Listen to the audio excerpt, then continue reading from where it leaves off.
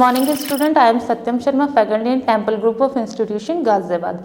जैसे कि UP board का सिलेबस है, पहला चैप्टर हमारा साझेदारी लेखांकन। इसमें हमें बताएंगे कि साझेदारी अधिनियम लागू कब हुआ था, 1932 में। इसमें आपको बताया साझेदारी क्या होता है। साझेदारी दो या दो से अधिक व्यक्ति एक साथ बिजनेस या व्यवसाय करेंगे, उसे क्या बोला जाएगा, साझेदारी बोला जाएगा। विशेषताएं, इसमें आता है विशेषताएं, दो या दो से अधिक व्यक्ति व्यवसाय कर सकते हैं एक साथ। दूसरा है कि समझौता होना चाहिए, एग्रीमेंट होना चाहिए आपका।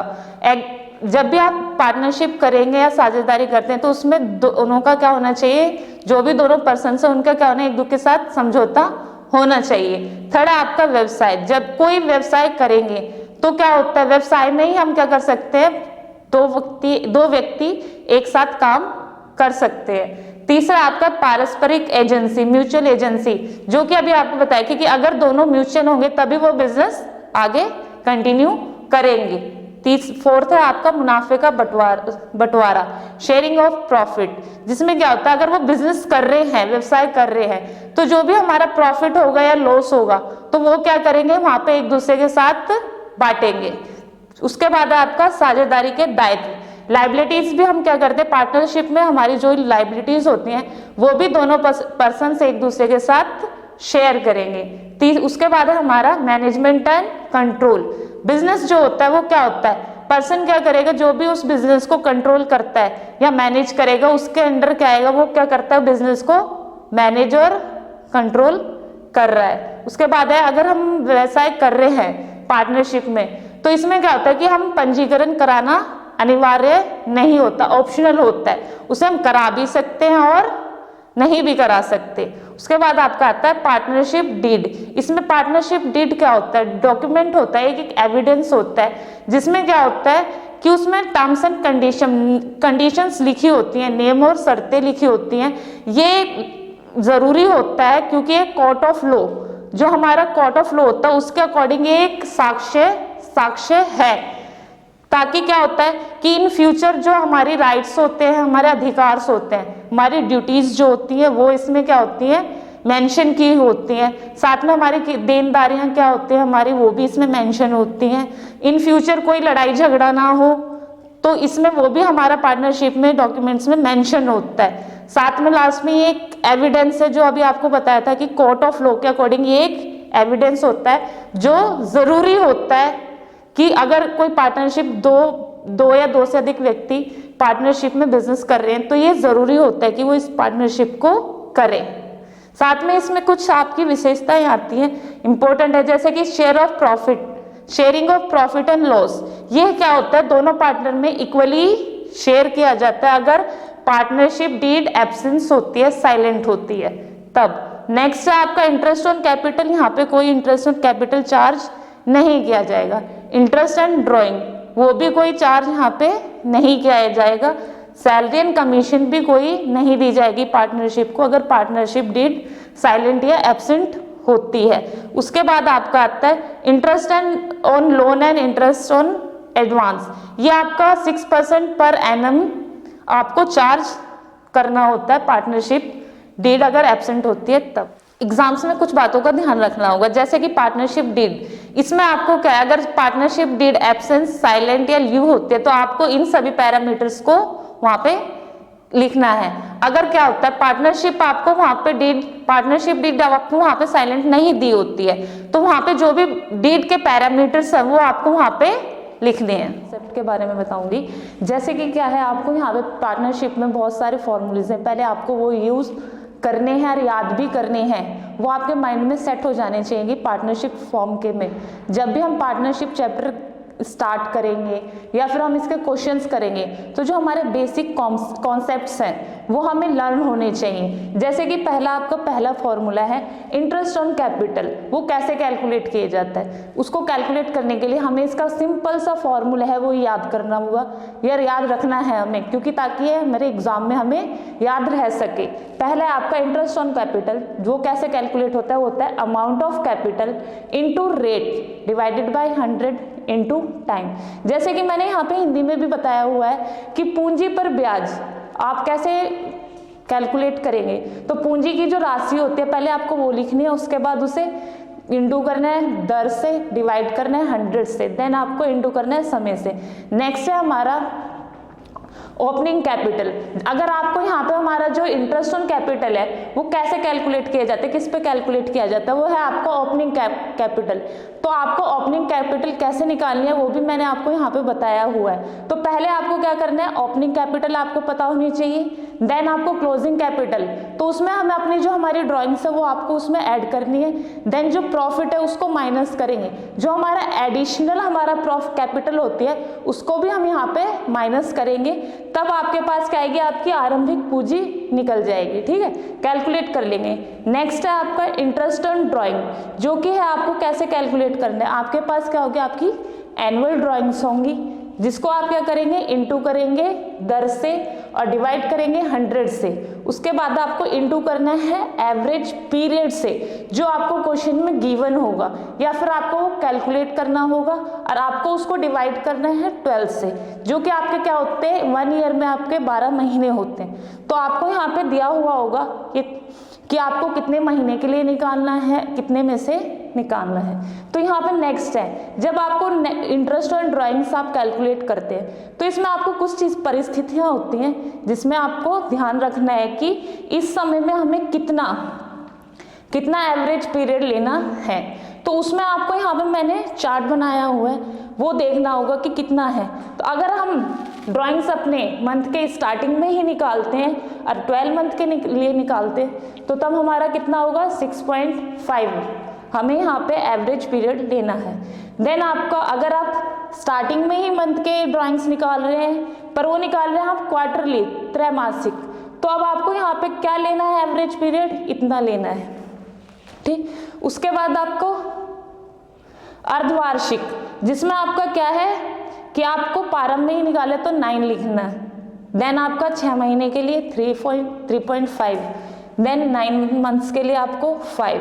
ऐसे ही आपको ड्राइंग्स में क्या करना है, अगर आप मध्य में निकाल रहे हैं, मध्य अवधि में निकाल रहे हैं, मिडल में निकाल रहे हैं मंथ के, तो आपको 6 लेना है 12 मंथ्स के लिए, देन क्वार्टरली 6, आपको हाफ ईयरली लेना है, देन 6 लेना है आपको 6 मंथ्स के लिए 3, 9 मंथ्स के लिए 4.5। नेक्स्ट है आपका अंत अवधि, महीने के अंत में आप अगर ड्राइंग्स को निकाल रहे हैं, विड्रॉल कर रहे हैं, निकासी कर रहे हैं, तो 12 महीने के लिए आप कितनी लेंगे, 5.5, त्रैमासिक के लिए 4.5 और अर्धवार्षिक के लिए 3। देन आपको 6 मंथ्स के लिए कितनी लेनी है, 2.5 और 9 मंथ्स के लिए 4। ये आपके क्या है, यहाँ पे आपको ये ड्राइंग्स दी हुई है कि आपको इस चार्ट को प्रॉपरली याद करना है, याद करके इसको अपने माइंड में सेट करना है। और आपको क्वेश्चन में भी दिया होगा कि आपको किस मंथ्स के लिए बताया होगा कि आपको इतने अर्धवार्षिक के लिए निकालनी है ड्राइंग्स, या फिर आप महीने के लिए निकालने, 12 मंथ्स के निकालने, 6 मंथ्स के लिए, 9 मंथ्स के लिए, ये सब आपको क्वेश्चन में भी मेंशन होगा। तो प्रॉपरली आप अपना क्वेश्चन पहले रीड करेंगे, देन आपको क्वेश्चन अटेम्प्ट करना है कि क्वेश्चन में आपको क्या क्या चीज गिवन है।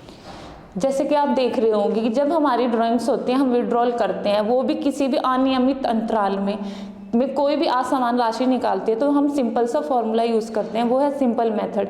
इसमें आप amount of drawings into rate divided by 100 into months remaining divided by 12, आपको यहाँ पे ये सब चीज़ें गिवन होंगी, पर आपको सिंपल मेथड में सिर्फ इतना ध्यान रखना है कि यहाँ पे आपको मंथ्स रिमेनिंग लेने, जो शेष मंथ है आपके, वो आपको यहाँ पे लेने हैं। ठीक है, नेक्स्ट है आपका प्रोडक्ट मेथड, इसमें आपको टोटल ऑफ प्रोडक्ट लेना है यहाँ पे, देन आपको इंटू करना है रेट ऑफ 100 से, एंड देन इंटू करना है आपको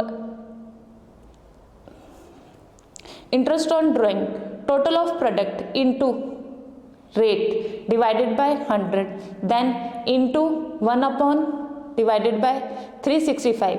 ये आपको पूरे साल का 365 डेज है जो आपके पूरे साल के हैं, वो यहाँ पे आपको फॉर्मूले में यूज़ करने, और यहाँ पे आप 1/365 के स्थान पे 1/12 भी लिख सकते हैं। नेक्स्ट है आपका salary, commission and rent paid to partners. ये आपको कब देना है, जब आपको किसी भागीदार को दिए जाने वाला वेतन और कमीशन और किराया दिया जाता है। अगर आपको पार्टनरशिप डीड में आपको मेंशन है कि हाँ ये देना ही है, तो आपको यहाँ पे फॉर्मूला यूज करना है कि कमीशन से पहले शुद्ध लाभ जो है वो क्या होगा। तो यहाँ पे आपका क्या है कि नेट प्रॉफिट बिफोर कमीशन, तो इनटू करना है किसको, rent of commission divided by 100। Then अगर आपको कमीशन शुद्ध लाभ के बाद में देना है तो आपको यहाँ पे क्या लेना होगा, net profit before commission into rate of commission divided by 100 plus rate of commission.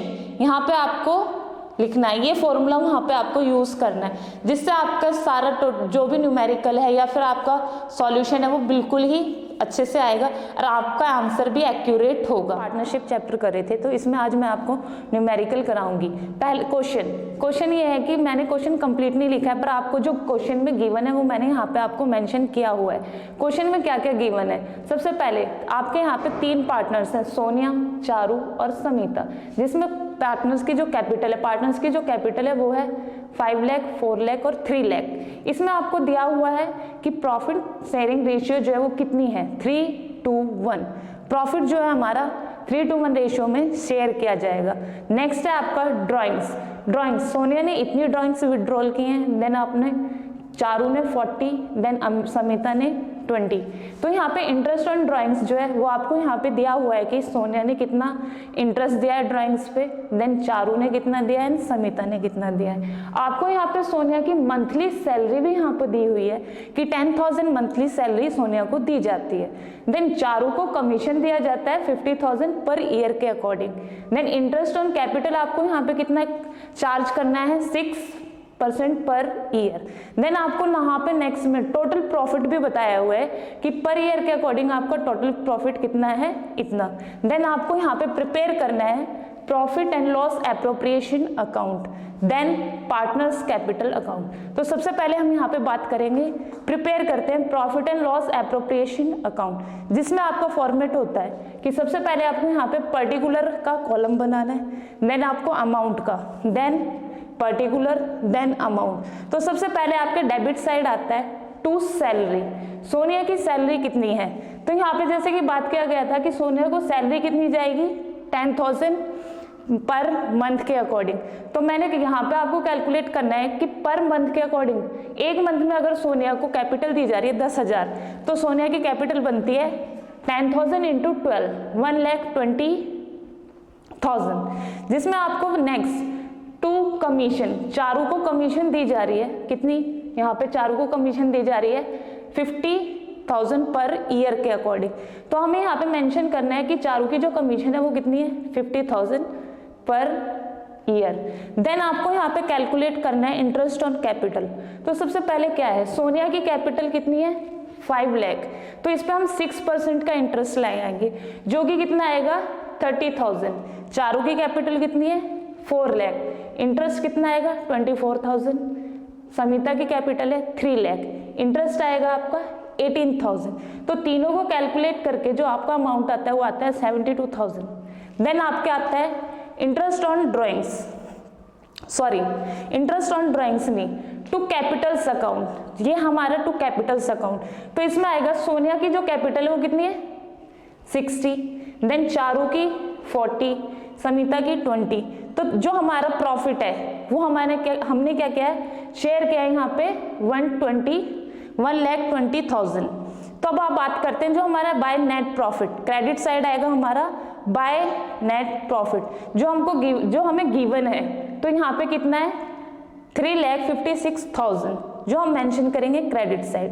अब बात आती है कि बाय इंटरेस्ट ऑन ड्राइंग्स, कि हमारी जो इंटरेस्ट ऑन ड्राइंग्स है वो कितनी है। तो यहाँ पे आपको पहले ही मेंशन किया गया है, गिवन है कि क्वेश्चन में कि इंटरेस्ट ऑन ड्राइंग कितनी है, सोनिया की है 22,700, देन चारू की है 1,800, समिता की है 900।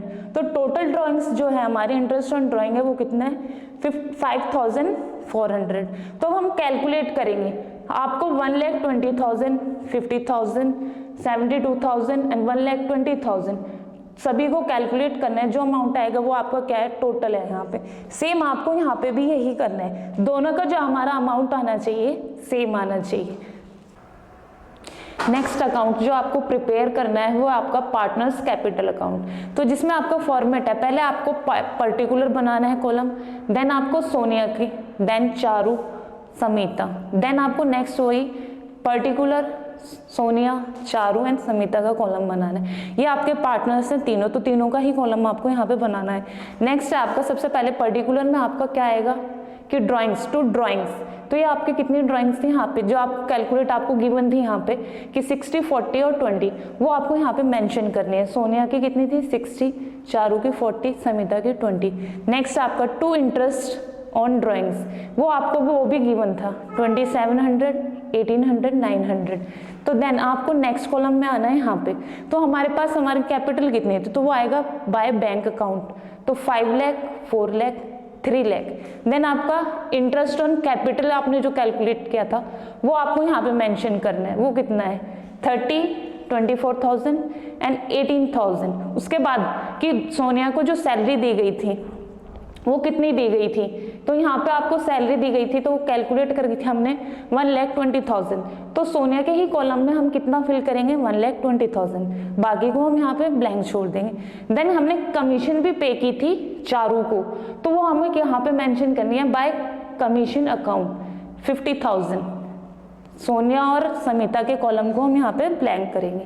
देन जो आता है हमारा टोटल आता है, नेक्स्ट है आपका by share of profit in profit account, तो हमारा जो प्रॉफिट आया था वो कितना आया था 60, 40, 20, ये भी हमको यहाँ पे मेंशन करना है। तो टोटल करना है आपको तीनों साइड्स का, सोनिया का, चारू का, समीता का, जो बैलेंस आता है वो हमारा टोटल होता है। नेक्स्ट वही टोटल हमारा यहाँ पे सेम आना चाहिए।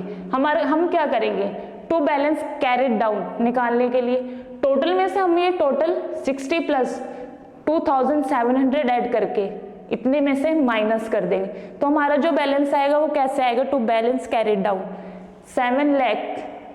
7,10,000 में से 60 और 2700 माइनस करके हमारा to balance carried down calculate किया जाएगा।